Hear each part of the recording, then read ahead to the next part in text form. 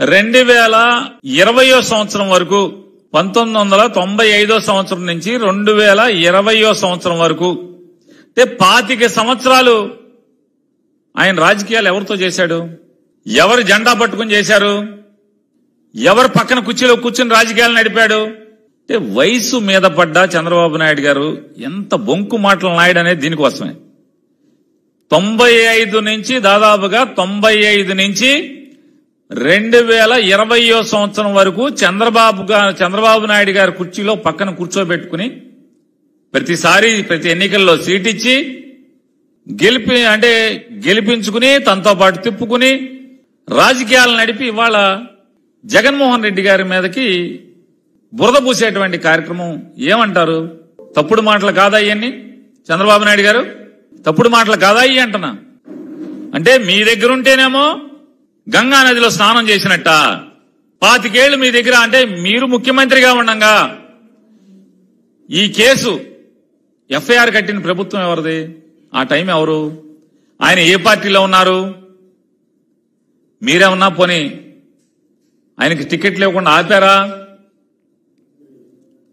96లో జరిగింది కదా, 99లో ఏమైనా టికెట్ ఆపారా? పోనీ ఎప్పుడన్నా ఆపారా? 2014లో టికెట్ ఆపారా? అప్పటికి ఆయన ఆ కేసులో ముద్దాయిగా ఉన్నారు కదా తోట త్రిమూర్తులు గారు. అంటే మీ దగ్గర ఉన్నంతసేపు గంగా నదిలో స్నానం చేసి పునీతుడైపోయినట్టుగా ఉన్నారు. వైఎస్ఆర్ కాంగ్రెస్ పార్టీలోకి వస్తే మాత్రం వెంటనే అదేదో జగన్మోహన్ రెడ్డి గారే పక్క నుండి ఆ చర్య చేయించినట్టుగా ఇవాళ ఈ బొంకు మాటలు మాట్లాడుతున్నారు. ఈ బొంకు మాటలు చంద్రబాబు నాయుడు గారు.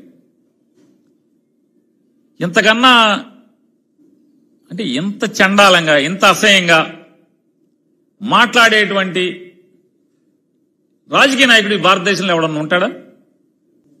ఆయన మాట్లాడతాడు ఎంత ప్రతి మాట ఎంత పచ్చాబద్ధం అంటే, నేనంట నీతులు నానేనంట ఆయన్ని బూతులు తిడతాకే నాకు మంత్రి పదవి ఇచ్చారంట.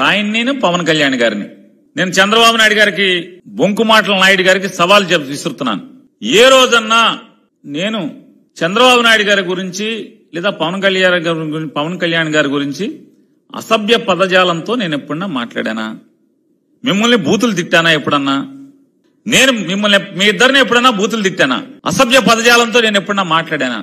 మీరేమో జగన్మోహన్ రెడ్డి గారిని పచ్చిగా మాట్లాడతారు. మీరు ఎంత మాట పడితే అంత మాట మాట్లాడతారు జగన్మోహన్ రెడ్డి గారిని. జగన్మోహన్ రెడ్డి గారి పార్టీ జెండా మోసేవాడిగా, ఆ పార్టీ శాసనసభ్యుడిగా, తన సహచర మంత్రిగా మీకు కౌంటర్ చేయకూడదు. మిమ్మల్ని ఎదురు ప్రశ్నించకూడదు. మీకు నీతులు చెప్పకూడదు. ఎందుకయ్యా పొలంలో మర్రి చెట్టుకి తాడి చెట్టుకి వయసు వస్తుంది, కనీసం 10 మందికి ఎవడికోడికి ఏదో ఒకటి ఉపయోగపడుతుంది మనుషులకి. కనీసం ఇంత వయసు వచ్చి ఈ రకంగా మాట్లాడటం కరెక్టేనా అని మిమ్మల్ని ప్రశ్నిస్తే నేను నీతులు నానిని, మిమ్మల్ని ఏం బూతులు మాట్లాడతాను. ఏం బూతు మాట్లాడాను ఏ రోజన్నా? చంద్రబాబు నాయుడు గారు మిమ్మల్ని, పవన్ కళ్యాణ్ గారు నేనేం బూతులు మాట్లాడాను? మిమ్మల్ని ఏం బూతులు మాట్లాడాను? ఇంకా మీ వయసుకి తగ్గట్టు ప్రవర్తించకుండా 75 ఏళ్ల వయసు వచ్చి 14 ఏళ్ల ముఖ్యమంత్రి అని చెప్పుకునేటువంటి మీరు